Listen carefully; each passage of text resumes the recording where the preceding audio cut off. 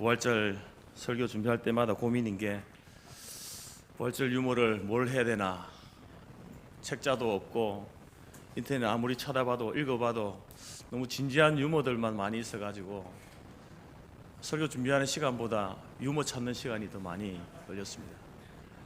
그 중에서 그래도 조금 나은 여러분의 입가에 웃음을 띌 만한 것 두 가지 찾았는데 제가 소개해드리겠습니다.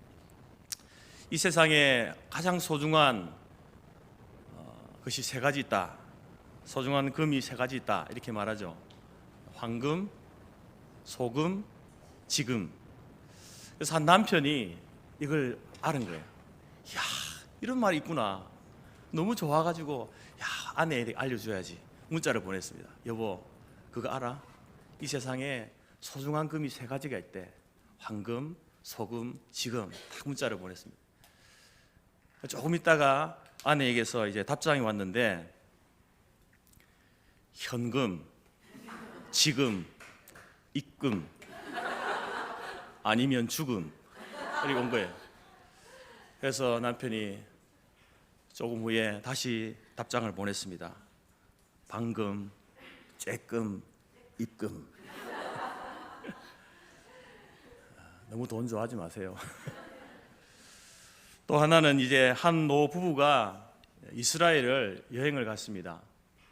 그런데 남편이 갑자기 심장마비로 그곳에서 이렇게 돌아가신 거예요.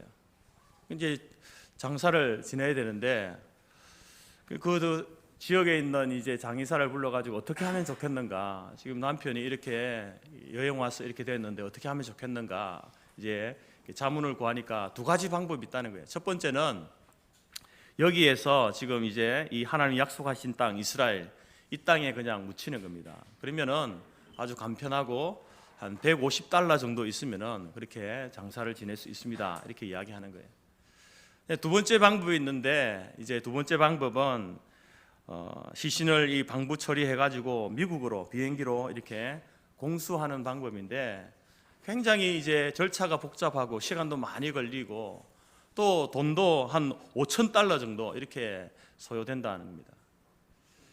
그래서 이제 아내가 망설이다가 결심했습니다.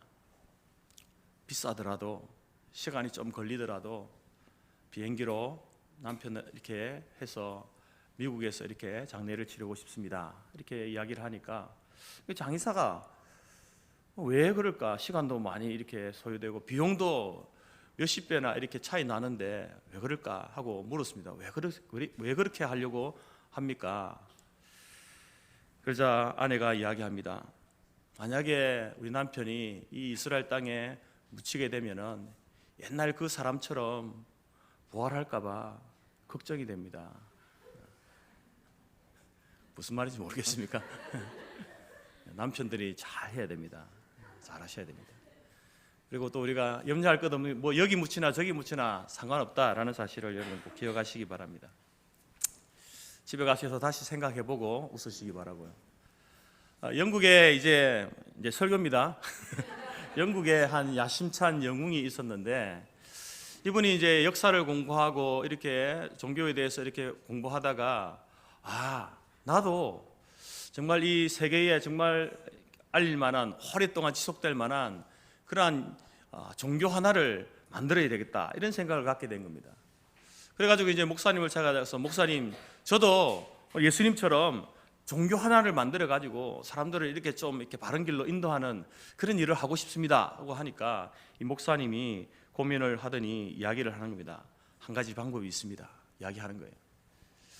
그게 뭡니까? 물어보니까 그러면은 당신이 예수님처럼 많은 사람들 앞에서 직접 십자가 위에서 죽으십시오. 그리고 사흘 만에 다시 부활하시면 아마 엄청난 종교를 만들게 될 것입니다 라고 이렇게 이야기를 하니까 이 사람이 근심하여서 집으로 돌아갔다라는 이야기입니다. 여러분 오늘은 이제 우리 예수님께서 십자가에 죽으시고 3일 만에 부활하신 성경대로 죽으시고 성경대로 다시 살아나신 부활절입니다. 부활주일입니다. 여러분 기독교에서 이 십자가 그리고 부활 이것을 빼면요 남는 게 없습니다. 그만큼 십자가와 부활이 중요하다라는 사실을 우리에게 단적으로 이야기하고 있습니다. 우리 성경을 보게 되면 예수님께서 이제 하신 일들이나 또 예수님께서 가르치신 여러 가지 교훈들이 얼마나 많습니까? 그래서 그것을 하늘을 두루마리 삼고 바다를 먹물 삼아도 예수님이 하신 그 일, 가르치신 말씀을 다 기록할 수 없을 정도로 많다라고 이렇게 표현을 합니다. 그런데 왜 성경은 유독 이 예수님의 이 십자가와 부활, 특별히 예수님의 그 마지막 일주일, 고난주간의 일주일, 그 부활의 사건에 집중하고 있는가? 복음서를 보게 되면 그 사건이요, 고난주간의 그 사건이 복음서의 3분의 1을 차지하거든요. 그리고 또 바울 서신이라든지 또 이제 사복음서 일반 서신들 가운데서도 십자가와 부활을, 이 사건을 굉장히 중요하게 집중적으로 다루면서 기록하고 있습니다. 그 이유는 무엇인가? 바로 이 십자가와 부활이 인류를 위한, 그뿐만 아니라 모든 피조물을 위한 구원의 복음이고 소망의 복음이 되기 때문에 그렇습니다. 사람들만 바로 주님의 오심을 기다리는 것이 아니라 바로 모든 피조물들도 주의 다시 오심을 기다린다라고 성경은 우리에게 이야기합니다. 소망의 때를 기다리는 것이죠. 예수님께서 이 세상에 오셔서 많은 일들을 하셨습니다. 가르치시고 또 귀신을 내어 쫓으시고 병든 자를 고치시는 그러한 일들을 하셨죠. 그러한 일들이 또 주님의 오신, 이 땅에 오신 그 목적 중에 하나이기도 합니다. 그러나 그것은 부차적인 목적이죠. 주된 목적이 무엇입니까? 예수님께서 왜 이 땅에 오셔야만 했습니까? 그것은 다른 것이 아니라 우리를 구원하시기 위해서, 십자가의 죽으심과 부활의 영광을 우리에게 보여주시기 위해서, 이 목적을 위해서, 이 중요한 주된 목적을 위해서 주님께서 이 땅에 오셨습니다. 그래서 여러분 복음서나 성경 전체에서 바로 예수님의 십자가와 부활을 강조하고 있고 또 많은 면을 할애하면서 그 사건을 우리에게 소개하고 또 기록하고 있다라는 것입니다. 오늘 이 고린도전서 15장에서도 바로 이제 이 부활을 의심하는 고린도 교회 성도들이 있었습니다. 과연 예수님이 부활을 했나? 부활이라는 것이 있나? 라고 의심하는 그런 사람들이 있었습니다. 그래서 이제 15장 전체를 걸쳐서 이제 예수님의 부활이 역사적인 사건이다, 실제로 있었다라는 것과 또 이제 십자가의 복음을 아울러 함께 사도 바울이 성도들에게 전하고 있는 내용입니다. 여러분, 그러면서 먼저 이 두 사건, 십자가와 이 부활의 사건이 그냥 어쩌다가 예수님께서 이 땅에 오셔서 살다가 어쩌다가 그렇게 일어난 일이 아니라 아담 타락 이후로부터 오랜 세월을 걸쳐서 예언되어져 나온 그 성취가 바로 십자가의 사건이다 라고 이렇게 말씀하죠.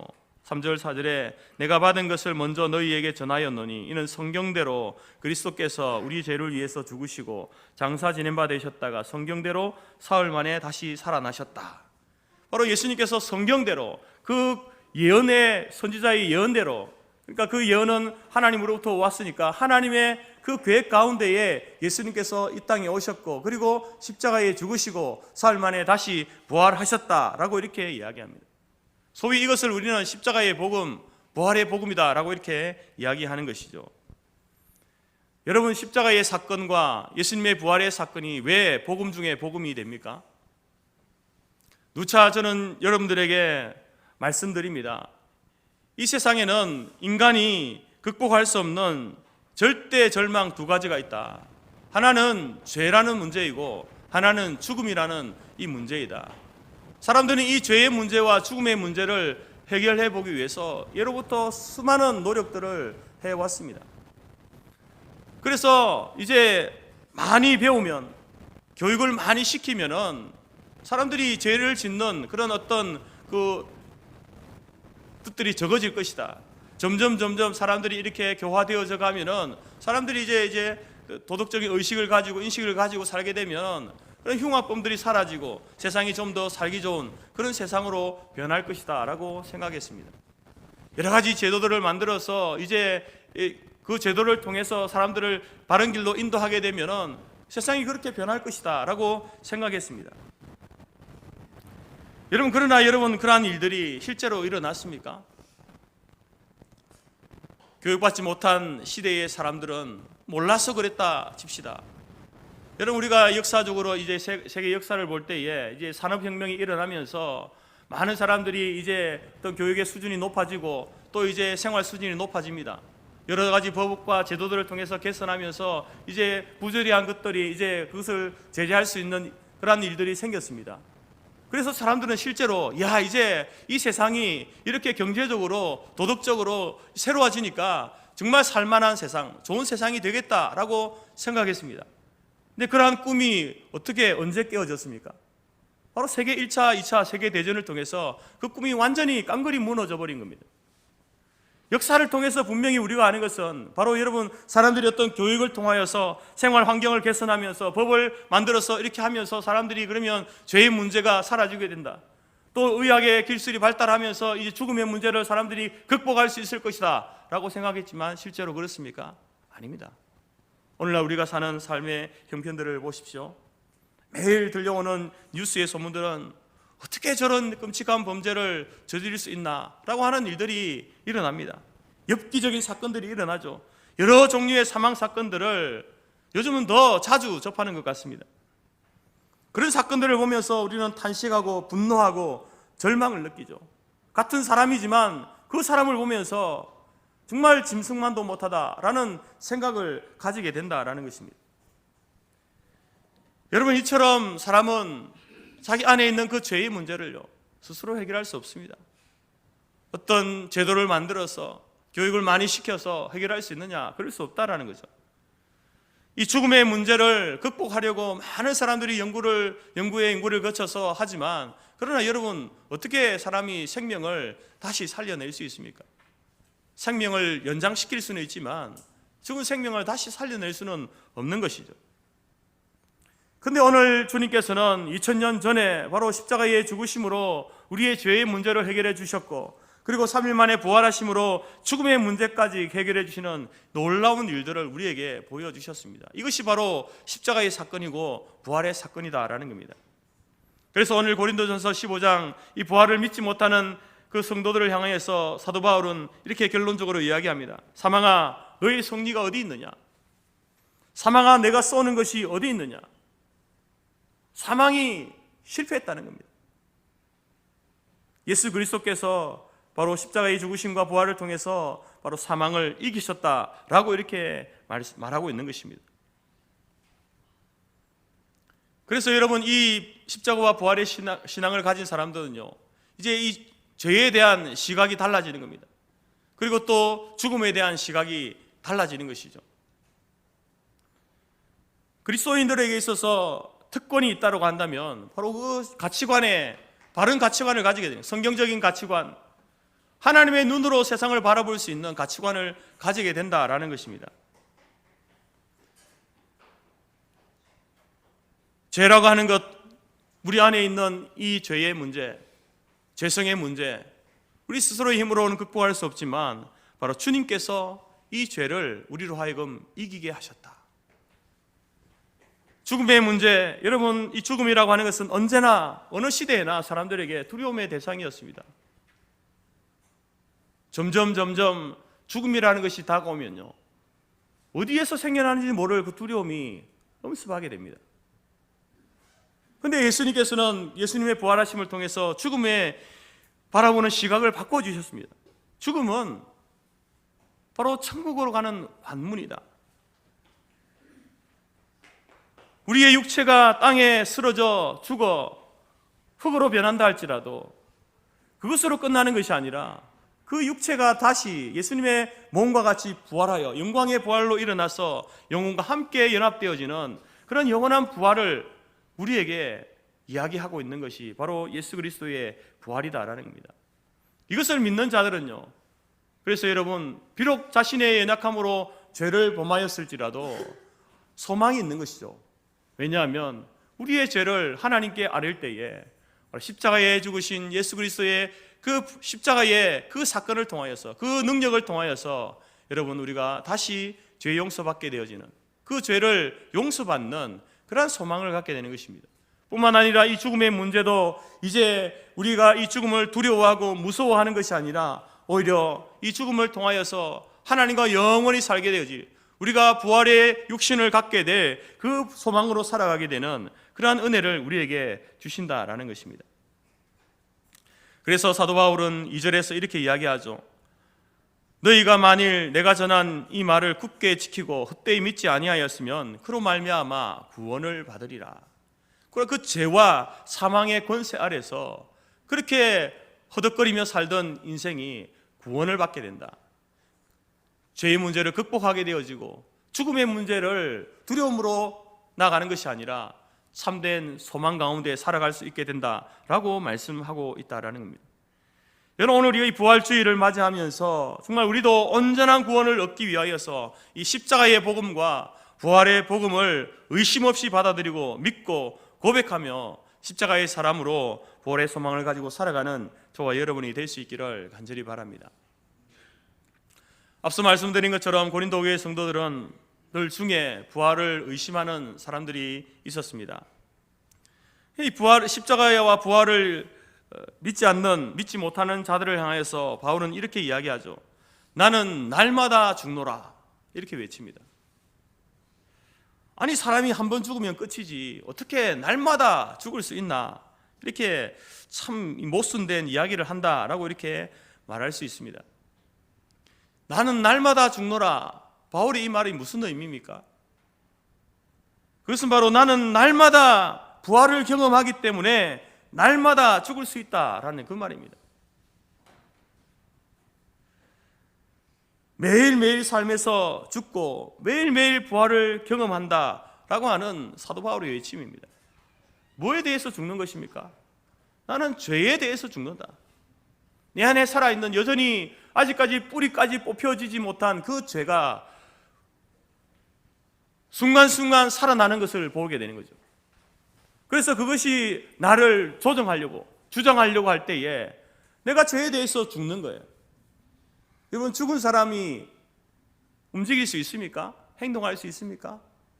죄에 대해서 죽었다는 것은요, 죄가 자꾸 부추기고 죄를 짓도록 만들 때에 죄에 대해서 죽은 사람은요, 그게 반응을 안 하는 겁니다. 죄에 대해서 죽었다는 말은 그 말이에요. 아무리 사단 마귀가 우리 안에서 우리의 죄성, 우리의 죄의 본성을 건드리고 세상 사람들이 우리의 어떤 죄성을 건드려 나갈 때에 죽은 사람은요, 반응이 없는 거죠. 그래서 사도 바울은 날마다 죽는다. 내가 죄에 대해서 죽는다. 그리고 또 날마다 살아난다. 부활한다. 무엇에 대해서요? 하나님에 대해서, 의에 대해서. 하나님께서 우리에게, 이제 우리 안에 계신 성령님께서 말씀하시는 거죠. 하나님 말씀대로 살아야 된다. 기도해야 된다. 예배 드려야 된다. 말씀 봐야 된다. 전도해야 된다. 선교해야 된다. 구조해야 된다. 이런 말씀을 주실 때에 거기에 대해서 반응을 보이는 거죠. 그게 여러분 날마다 부활하는 삶의 모습이다라는 겁니다. 오늘 저와 여러분의 입술 가운데도 그와 같은 확신에 차고 넘치는 담대한 고백이 나올 수 있기를 바랍니다. 어떻게 해서 이것이 가능해집니까? 그래서 바로 여러분, 우리가 예수님을 믿고 예수님을 영접한 이후에 우리가 알게 모르게 우리에게 일어나는 변화들이 있기 때문에 그렇습니다. 예수를 믿으면 반드시 변화가 일어나게 되어 있습니다. 내 삶에 전혀 아무런 변화가 일어나지 않는다. 예수님 믿기 이전과 예수 믿고 난 다음의 삶이 여전히 그대로다라는 것은요, 아직 내가 예수를 믿고 있지 않구나, 예수를 영접하지 못했구나, 그것을 여러분 단적으로 보여주는 거예요. 예수를 믿게 되면 가치관의 변화가 일어납니다. 인격의 변화가 일어나고요, 사람들과 관계의 변화가 일어납니다. 그 대표적인 예가 여러분, 예수 믿고 난 이후에 여러분들이 교회를 다니잖아요. 교회를, 성경을 읽습니다. 기도를 합니다. 전도를 합니다. 내 주머니를 틀어서 헌금을 합니다. 사람들의 관계에서 참습니다. 배려합니다. 사랑하고 용서합니다. 선한 일을 합니다. 겸손하게 행합니다. 여러분, 원래 나는 그런 사람이 아닌데, 이랬던 사람이 아닌데 이런 변화들이 일어나는 거예요. 나도 놀라고 가족들도 놀라고 주위 사람들도 놀라는 거예요. 왜 이렇게 변할까? 왜 이런 모습으로 변화되어져 갈까? 그것은 바로 여러분, 우리 안에 믿음이 생겼기 때문에 그래요. 우리 안에 성령 하나님이 계셔서 우리로 하여금 하나님이 원하시는 인생의 모습으로 우리를 이끌어 가시기 때문에 거기에 내가 순응하며 나아가니까 변화의 모습들이 겉으로 드러나게 된다는 겁니다. 성경적으로 표현하면요, 예수 믿기 이전에 나의 옛사람, 옛성품이 있습니다. 그것이 죽고 예수 그리스도 안에서 새 사람으로 태어난 것이죠. 옛사람이 죽고 새 사람으로 태어난, 그래서 여러분 우리 안에는 변화들이 일어나는 것이죠. 날마다 그래서 우리는 예수 그리스도를 닮아가는 성화의 삶을 살아가게 되는 겁니다.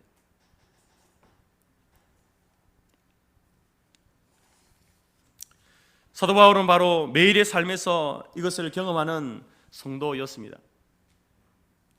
예수 믿기 이전에 교만했던, 이기적이었고 탐욕했던, 어떤 나쁜 어떤 성격을 가지고 있었던 이 모든 것들, 그 습관들을 하나둘씩 죽이면서 새로운 사람으로 부활하는, 변화되어지는 기쁨을 누리는 거예요. 그래서 우리가 이제 예수를 믿은 여러분들은요, 여러분 삶 가운데 변화가 일어나야 됩니다.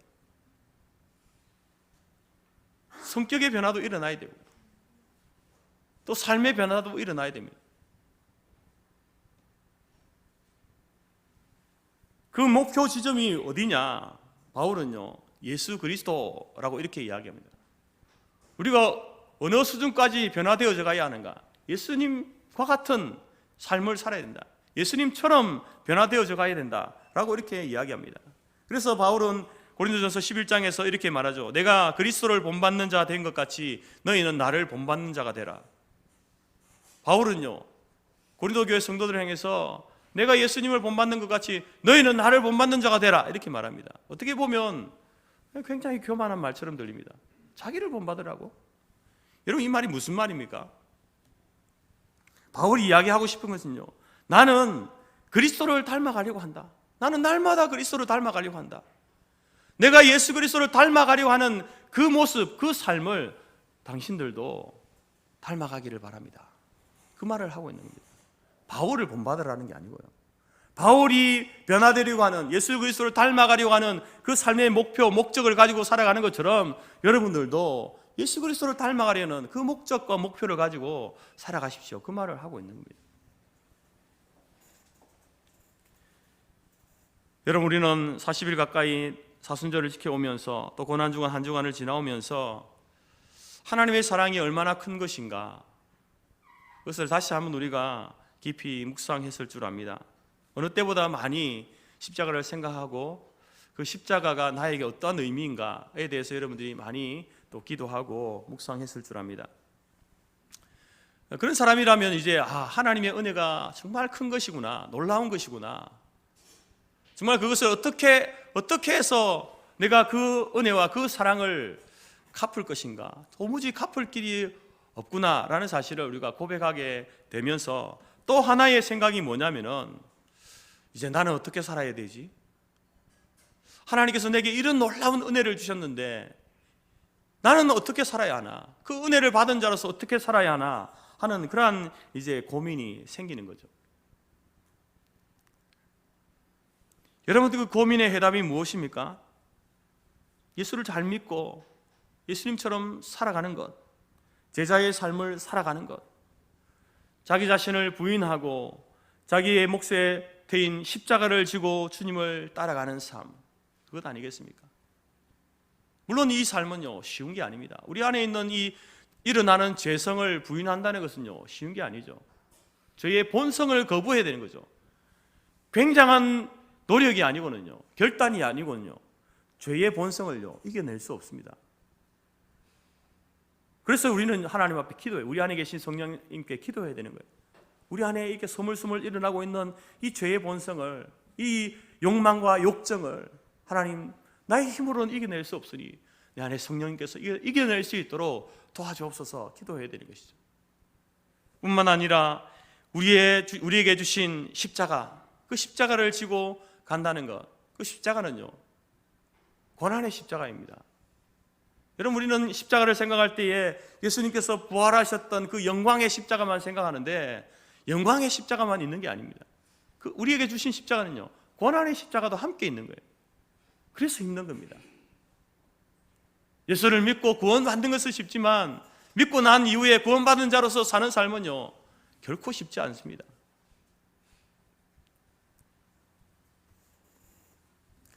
그럼에도 불구하고 우리는 이러한 삶을 살아가야 되죠.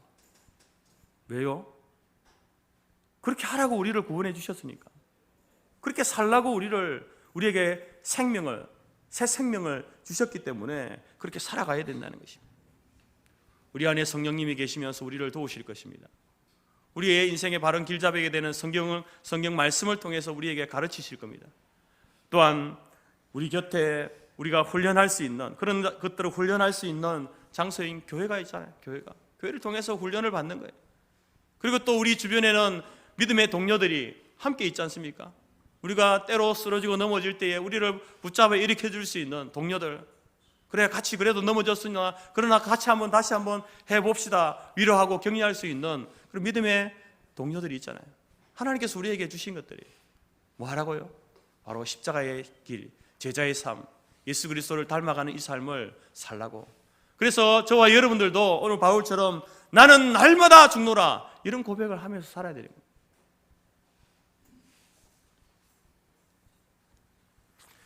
여러분, 오늘 2024년 이 부활의 아침을 맞이하면서 사도 바울이 외쳤던 것처럼 나는 날마다 죽노라, 나는 날마다 부활하노라, 이 외침을 저와 여러분도 외칠 수 있기를 바랍니다. 뿐만 아니라 이제 그 외침이 우리의 목소리만 아니라 예수님을 닮아가는 삶, 예수님의 제자로 살아가는 그 삶을 통하여서 우리의 인격과 우리의 믿음이 변화되어지고 예수를 닮아가고, 그래서 우리의 가정과 교회와 또 우리의 직장 생활과 또 이 사회생활 가운데서 날마다 하나님께서 베푸시는 그 부활의 은혜를 체험하고 살아가는 우리 교회와 모든 성도들이 될 수 있기를 간절히 바랍니다. 여러분에게 예수님의 부활은 어떤 의미로 다가오십니까? 그냥 예수님에게만 있었던 하나의 사건으로 믿어지십니까? 아니, 그냥 허무맹랑한 소리로 들려지십니까? 사도 바울은 분명히 이야기합니다. 아니, 사도 바울뿐만 아니라 모든 믿음의 사람들, 그들은 우리에게 이야기합니다. 예수님의 부활은 역사적인 사건이다. 그리고 신비하게도 이 부활의 사건은 예수님의 부활로 끝나는 것이 아니라 예수 그리스도를 믿는 자들에게도 일어나는 신비한 사건이다, 이렇게 말합니다. 저와 여러분을 기다리고 있는 것이 무엇입니까? 우리가 이 예수님의 십자가와 부활을 믿는 우리를 기다리고 있는 것이 무엇입니까? 여러분, 우리를 기다리고 있는 것은요, 예수님처럼 우리의 육신이 죽었다가 부활하는 것, 그것이 우리를 기다리고 있습니다. 또한 우리를 기다리고 있는 것이 무엇입니까? 그 부활의 영광만 기다리고 있는 것이 아니라 바로 그 부활의 소망을 가지고 살아가는 사람들이 살아야 될 바로 그리스도인의 삶, 예수님의 제자의 삶, 십자가의 삶. 그 길은 쉽지 않은 길입니다. 고난의 길입니다. 환난의 길입니다. 때로는 손해보는 길입니다. 그러나 그러한 고난과 손해가 있다 하더라도 우리의 믿음이, 이 십자가의 믿음이 있다고 한다면, 부활의 믿음이 있다고 한다면, 여러분, 우리는 기꺼이 그 길을 걸어가야 되는 것이죠. 오늘 저와 여러분이 이 십자가의 길, 그 길을 완전히 걸어감으로 하나님께서 우리를 위해서 준비해 두신 그 부활의 영광을 기쁨으로 맞이하는 우리 교회와 모든 성도들이 될 수 있기를 주님의 이름으로 축복합니다.